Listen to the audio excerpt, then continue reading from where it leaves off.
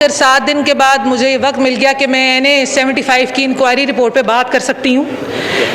आप सबके इल्म में है कि जी NA-75 डस्का के ज़िमनी इंतखाब में जो धांधली हुई उसकी इंक्वायरी के बाद इलेक्शन कमीशन ने रिपोर्ट जारी कर दी है। मैं मुबारकबाद दूंगी इलेक्शन कमीशन को जिसने गैर जानिबदार और एक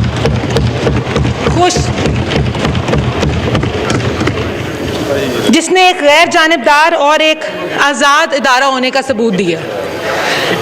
बात करूंगी तहरीके इंसाफ की हुकूमत की, जो धांधली का दर्स दे रहे, जो धांधली लेक्चर देते हैं, लेकिन तहरीके इंसाफ की हुकूमत और उम्मीदवार ने मिलकर NA-75 के इलेक्शन में धोस, धांधली और गुंडागर्दी की हदें पार कर दी। फिर से कहूंगी, NA-75 के ज़िमनी इंतखाब में PTI की गवर्नमेंट ने और उम्मीदवार ने मिलकर धोस, धांधली और गुंडागर्दी की हदें पार कर दी। जनाब स्पीकर, इस हवाले से इंक्वायरी रिपोर्ट में यह साबित हो गया है कि मरकजी और सूबाई हुकूमत ने वोट की इज्जत की पामाली की है। 19 फरवरी को डस्का में हुकूमत ने अवाम का मैंडेट चोरी करने की कोशिश की है। डस्का की अवाम से उनका हक़े राय छीनने की कोशिश की है, लेकिन 40 बरस से NA-75 डस्का की अवाम ने नवाज शरीफ का साथ दिया है, मेरे वालिद मरहूम का साथ दिया है और फिर इस बेटी का साथ दे के 2 इलेक्शन जितवा के उसको यहाँ भिजवाया है। मैं इस मोअज़्ज़ज़ ज़बान में बैठे अरकान असम्बली से, बिलखसूस हुकूमती बेंचेस पे बैठे अरकान असम्बली से ये सवाल करना चाहती हूँ कि बताएं, क्या जो 19 फरवरी को डस्का की अवाम के साथ हुआ वो ठीक था? जो लोग वहाँ पे मौत के घाट उतारे गए, जहाँ लोगों को डंडे मारे गए, दरवाजे बंद कर दिए गए और वोट डालने से रोका गया, क्या ये जमहूरी निज़ाम है जिस पे ये बातें करते हैं? 2-2 घंटे की तकरीर यहाँ पे खड़े होकर करते हैं ट्रांसपेरेंट इलेक्शन के, शफाफ इलेक्शन के। तो क्या 19 फरवरी को जो इलेक्शन हुआ वो शफाफ इलेक्शन थे? 20 प्रिजाइडिंग अफसरान जो पाकिस्तान की हिस्ट्री में कभी अगवा नहीं हुए, इन्होंने तो उनको भी उठा लिया। तो EVM लाकर ये क्या साबित करना चाहते हैं? जनाब स्पीकर, चले मैंने तो PMLN की पर एक कामयाबी हासिल की, गोलियों की बौछार से मैं जीत कर कामयाब होकर यहाँ पर 2 इलेक्शन जीत कर आ गई। मेरा सवाल है ट्रेजरी और ये हमारे हुकूमती बेंचेस पे बैठे लोगों पे, क्या आप खवातीन जो यहाँ बैठी हैं, क्या आप भी ऐसा इलेक्शन लड़ना चाहते हैं? क्या ये जमहूरी निज़ाम पर बहुत बड़ा सवालिया निशान नहीं? ये मसला सिर्फ मेरा मसला नहीं, यहाँ बैठे हर उस मुअज़्ज़ज़ मेंबर का मसला है जो कि अवाम की ताकत से मुंतखब होकर यहाँ आता है।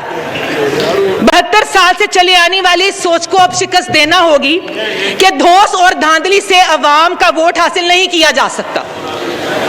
शफाफ इलेक्शन का मतलब यह है कि लोग अपने घरों से अपनी जान की हिफाजत के साथ निकलें और वोट कास्ट करें। क्या 19 फरवरी को यह हुआ? एक फीमेल, एक बेटी, बात की जाती है मारूसी सियासत की, तो क्या यहाँ बैठे अरकान असम्बली के रिश्तेदार इस ऐवान में नहीं बैठे? वो क्या चेयरमैन नहीं बैठे, यहाँ की कुर्सियों पे नहीं बैठे? सिवाय ऑपोजिशन पे उन पे चोरी का इल्जाम लगाने के, सिवाय हमें गंदा कहने के, इनकी क्या करदगी है? 3 साल से यही सुन रहे हैं। एक तो साल मुझे भी हो गया यहाँ पर सुनते सुनते यही कि हम चोर हैं, हमने कोई काम नहीं किया। तो आपने क्या कर लिया? इसका जवाब दें। अवाम आपसे जवाब मांगती है तो आप सारा इल्जाम हम पे लगा देते हैं।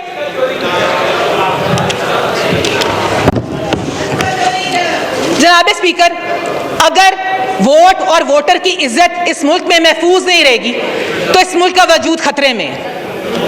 ये बात अब समझ लेनी चाहिए कि 72 साल से आने वाली सोच को खत्म करना है। मेरी इलेक्शन कमीशन और तमाम मुतल्लिका इदारों से दरखास्त है कि डस्का में नामजद तमाम मुल्ज़िमान को कैफरे किरदार तक पहुंचाएं ताकि आइंदा कोई सरकारी मुलाजिम हुकूमती उम्मीदवार को सपोर्ट ना करे। और इससे गुरेज भी करे, और साथ ही साथ उन चेहरों को भी बेनकाब किया जाए जिनकी मां पर डस्का के इलेक्शन को चोरी करने की कोशिश की गई, वोट पे डाका डाला गया। मैं मियां मोहम्मद नवाज शरीफ की मशकूर हूं जिन्होंने मुझे वोट पे पहरा देना सिखाया। मैं अपनी पार्टी की सीनियर लीडरशिप मियां मोहम्मद शहबाज शरीफ, मोहतरमा मरियम नवाज साहिबा की भी मशकूर हूं जिन्होंने इलेक्शन के दिन से और आज तक मेरा साथ नहीं छोड़ा। और साथ ही साथ डस्का NH-75 की आवाम के हौसले की दाद देती हूं जिन्होंने अपनी जानों की परवाह किए बगैर एक शफाफ और आईनी इलेक्शन की नई राहें खोल दी, उसका मुकाबला किया और PTI की हुकूमत के तमाम मजालिम का डट के मुकाबला किया। जनाब स्पीकर, एज पार्लियामेंट मेरा एक ही सवाल दोबारा है PTI गवर्नमेंट से, क्या ये चाहते हैं दोबारा इलेक्शन ऐसे हों? शफाफ इलेक्शन के लिए जो रेजोल्यूशंस ये चाहते हैं वो पॉसिबल नहीं है, क्योंकि ये हर इलेक्शन चोरी करना चाहते हैं। मेरी गुजारिश है कि इस निज़ाम को तब्दील होना चाहिए ताकि आने वाले शफाफ इलेक्शन के लिए हम सब मिलकर जब इस इलेक्शन में निकले। सही जी, बहुत शुक्रिया जी। जी अमजद अली खान न्याजी साहब,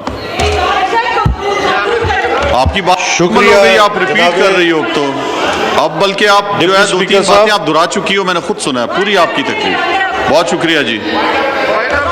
जी वाइंड अप करें जी, नौशीन इफ्तिखार साहबा आप वाइंड अप करें। अगवा हो गए, उनकी जानों का अजाला कौन भरेगा? उसका जवाब दे कौन है? मेरे डस्का की आवाम अब भी पूछती है, क्या प्राइम मिनिस्टर ने उनसे माफी मांगी? क्या उस नुमाइंदे ने उससे माफी मांगी? माफी मांगनी चाहिए। यहाँ पे बैठे हुकूमती बेंचेस पे मेरा यही सवाल है आपसे, क्या आप इस तरह का इलेक्शन लड़ना चाहते हैं? माफी मांगनी चाहिए अवाम से। उन्होंने बहुत कुछ सहा है सिर्फ एक इलेक्शन पे एक वोट कास्ट करने पर। जनाब स्पीकर, आप अगर जमहूरी निज़ाम को बेहतर करना नहीं चाहते तो काइंडली ट्रांसपेरेंट इलेक्शन की गुफ्तगू ही ना करें। इससे असेंबली में और बहुत से मौजू हैं जिन पे बात करें, लेकिन जो ट्रांसपेरेंट इलेक्शन आप 19 फरवरी को करके आ गए उस पर बात ना करें। आपकी बड़ी मेहरबानी। बहुत शुक्रिया जी, बहुत शुक्रिया जी। अमजद अली खान न्याजी साहब। शुक्रिया जनाबे डिप्टी स्पीकर साहब। दे रहा हूँ जी सबको बारी बारी, सबको पूरी कोशिश कर रहा हूँ आपको। सबसे पहले मैं ये कहना चाहूँगा कि कल से इस पूरे ईवान के अंदर जो इस हाउस की सॉवरेंटी और रूल ऑफ लॉ की बात की जा रही है, मुझे बड़ी खुशी हुई कि आज वो चेहरे, वो ऑनरेबल मेंबरान आज ईवान के तकद्दुस और इदारों